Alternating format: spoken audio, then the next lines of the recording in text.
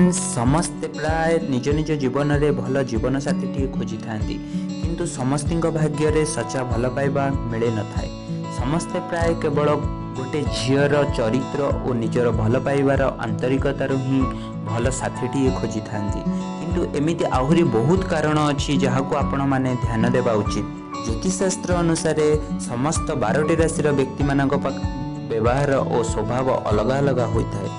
जड़े व्यक्तिर राशि तार वर्तमान और भविष्य जनाए थाए। यह छड़ा समस्त राशि व्यक्ति मानक पाखरे किछि ना किछि खास गुण भी रही थाए। फ्रेंड्स मु आज आपण मानकु एमिति 4टी राशि झियो मानक विषय रे कहिबी जी केबे भी भल पाइबारे धोखा दियंती नहीं। जेबे भी आपण काहाको भी भल पाती आपण जानि परिबे आपणक भल पाइबा सच्चा भल पाइबा कि नुहे।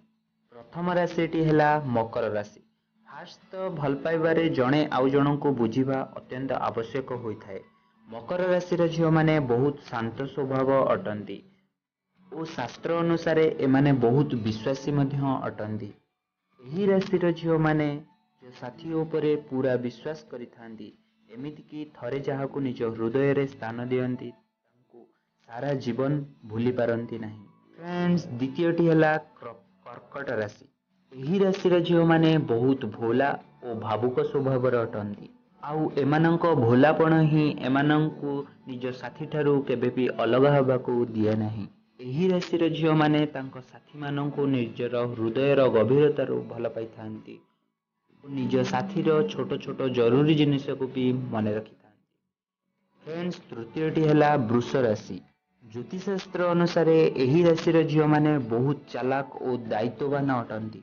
एमाने निजर दायित्व को ठीक भाव में कार्य करिथांती और निजर साथीर ठीक भाव में देखाशुना मध्य करिथांती किंतु जदि एमानंकु केबे भी धोखा देबाकू केही भी चेष्टा करंती एमाने सही पारंती नहीं। चतुर्थटी हैला कन्या राशि। ज्योतिषशास्त्र अनुसार यही राशि को हिंदू धर्म रे बहुत शुभ बोली मानती। यही राशि झील मैंने बहुत सहनशील और रोमांटिक होई थांती। एमाने निजर कर्तव्य और दायित्व को ठीक भाव में तुलाई थांती। कहा जाए कि यही राशि झील मैंने थरे जदि काहाको भल पाई थांती मल्ला पर्यंत तांको साथ दे थांती।